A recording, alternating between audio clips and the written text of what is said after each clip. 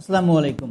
বাচ্চাকে কি শেখালে বাচ্চা ইংরেজিতে দক্ষ হবে বা পটু হবে সেই বিষয়টি আজকে আমি আপনাদের সাথে শেয়ার করছি।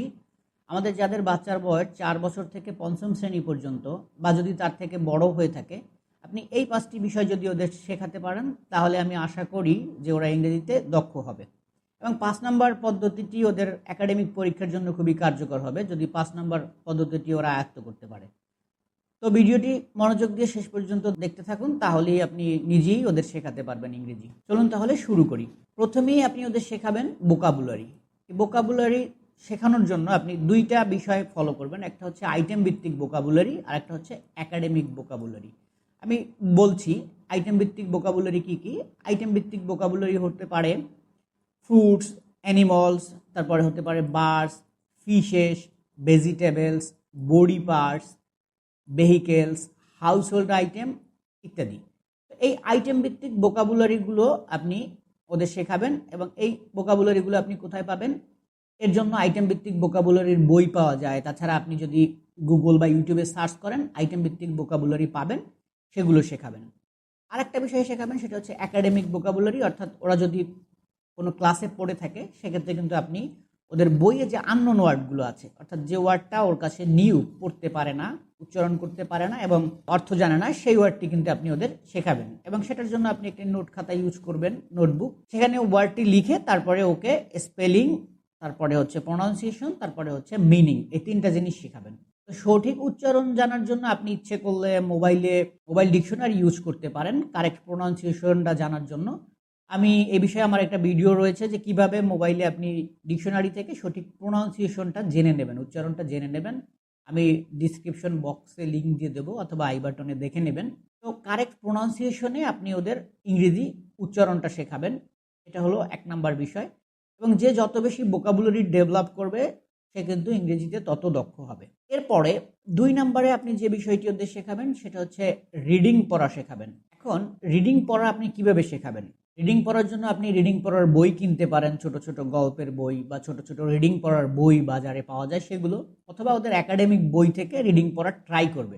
ওরা প্রথম দিকেই ওয়ার্ডগুলো উচ্চারণ করতে পারবে না, বিশেষ করে যেটা আননোন ওয়ার্ড সেগুলো কিন্তু উচ্চারণ করতে পারবে না। সেই জন্য আপনি চিন্তিত হবেন না, ওদেরকে ধমক দিবেন না, আপনি বারবার সঠিক উচ্চারণটা বলে দিবেন। এটাই হচ্ছে মূল কাজ। আর ওদের যে বানান করে ওয়ার্ডটা কি হবে সেটা শিখবে, সেটা কিন্তু শিখতে অনেক সময় লাগবে এবং এজন্য ওদেরকে ফোনেটিক্স শেখাতে হবে। ফোনেটিক্স অর্থাৎ ভাওয়েল সাউন্ড এবং কনসোনেন্ট সাউন্ড তো অন্তত শিখতেই হবে। তারপরে ব্লেন্ড আছে, সাউন্ড ব্লেন্ড, ডায়াগ্রাফস। ফোনেটিক্স নিয়ে আমি আজকে কথা বলবো না, কারণ ফোনেটিক্সের আমার আলাদা একটা ভিডিও সিরিজ রয়েছে, প্লে লিস্ট রয়েছে। আপনারা ইচ্ছে করলে সেই ভিডিওগুলো দেখে নিতে পারেন, তাহলে ওরা কারেক্ট সাউন্ডটা বুঝতে পারবে যে কোনো বর্ণের, লেটারের। ফোনেটিক্স শিখলে ওরা নিজেরাই যে কোনো ওয়ার্ড কারেক্ট উচ্চারণে রিডিং পড়তে পারবে। তারপরও কিছু কিছু ওয়ার্ড ওদের কাছে আননোন মনে হলে সেটা কিন্তু আপনি ওই যে ভোকাবুলারি শেখানোর মতো করে বলে দিবেন যে এই ওয়ার্ডটা এই উচ্চারণ হবে, যেটার জন্য মোবাইল ডিকশনারি ইউজ করতে বলেছি ইতিমধ্যেই। রিডিং পড়ার প্র্যাকটিসটা চালিয়ে যাবেন। এটা হলো ২টা ধাপ। এরপরে ৩ নাম্বার স্টেপটা হচ্ছে স্পিকিং অ্যান্ড লিসেনিং শেখানো। স্পিকিং অ্যান্ড লিসেনিং প্র্যাকটিস করাবেন। এখন স্পিকিং কিভাবে প্র্যাকটিস করাবেন, স্পিকিং প্র্যাকটিস করানোর জন্য কি কি রিসোর্স ব্যবহার করবেন সেটা আমি বলে দিচ্ছি। স্পিকিং এবং লিসেনিং শেখানোর জন্য ছোট ছোট বাক্য বা প্রশ্ন, এগুলো কিন্তু আপনি নিজে বলবেন, শিশুকে বলতে বলবেন। তো এগুলো কোথায় পাবেন? এগুলো ছোটদের স্পোকেন বইয়ে পাওয়া যায়। গুগল বা ইউটিউবে যদি আপনি ছোটদের ইংরেজি বাক্য লিখে খুঁজেন সেক্ষেত্রে পাবেন।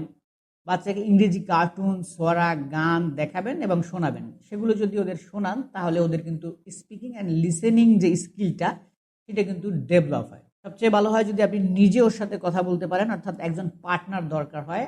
অথবা আপনি যদি নিজে কথা না বলতে পারেন, বাসায় যদি কেউ থেকে থাকে তার সাথে কথা বলবে, অথবা চ্যাট জিপিটি নামে মোবাইলে যে অ্যাপসটি রয়েছে, চ্যাট জিপিটি এআই অ্যাপস, সেই এআই অ্যাপসের সাথেও কিন্তু ইংরেজিতে ছোট ছোট বাক্যে কথা বলা যায়। যেমন what's your name, how are you, এগুলো কিন্তু কথা বলা যায়। তো এগুলো কথা বলতে বলতে ওর listening and speaking skill develop হবে আমি আশা করি।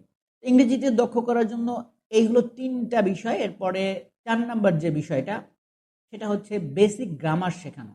বেসিক গ্রামার কিন্তু ওদেরকে শেখাতেই হবে, কারণ বেসিক গ্রামার না শিখলে ওরা কিন্তু ওদের রাইটিং স্কিল ডেভেলপ হবে না এবং স্পিকিং, রিডিং যেটাই বলেন না কেন ভুল যাতে না হয় সেজন্য বেসিক গ্রামার ওদের শেখাতে হবে। পার্টস অফ স্পিচ থেকে শুরু করে একেবারে টেন্স পর্যন্ত গ্রামার শিক্ষার্থীদেরকে শেখাতে হবে।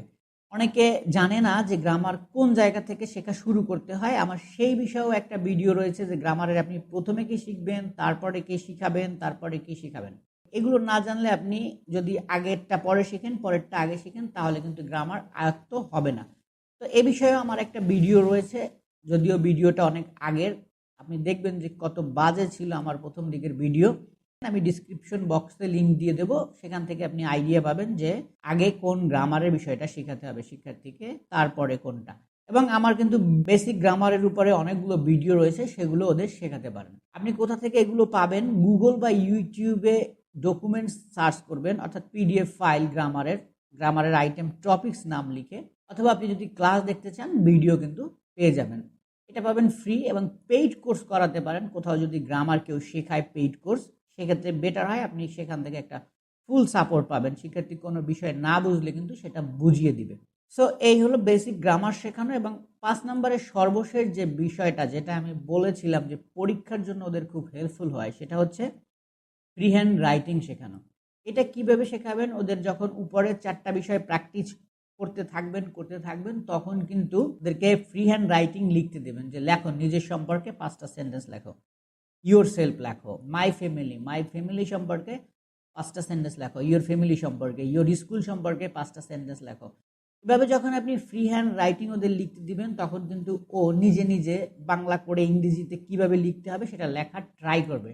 আর আপনি যদি এই 5টা আইটেম কন্টিনিউয়াসলি করতে থাকেন, তাহলেই কেবল ওর ইংরেজিতে দক্ষতা বাড়বে, ইংরেজি স্কিল ডেভেলপ হবে। আপনি যদি চান যে রাতারাতি ও ইংরেজিতে খুব ভালো হয়ে যাবে, তাহলে সেটা কখনোই সম্ভব না, কারণ এটা একটা কন্টিনিউয়াস ডেভেলপমেন্ট এবং এটা কিন্তু চলতেই থাকবে। আমি আশা করি আপনি যদি এই 5টি বিষয় কন্টিনিউ করতে থাকেন, তাহলে আপনার শিক্ষার্থী ইংরেজিতে দক্ষ হবেই ইনশাআল্লাহ।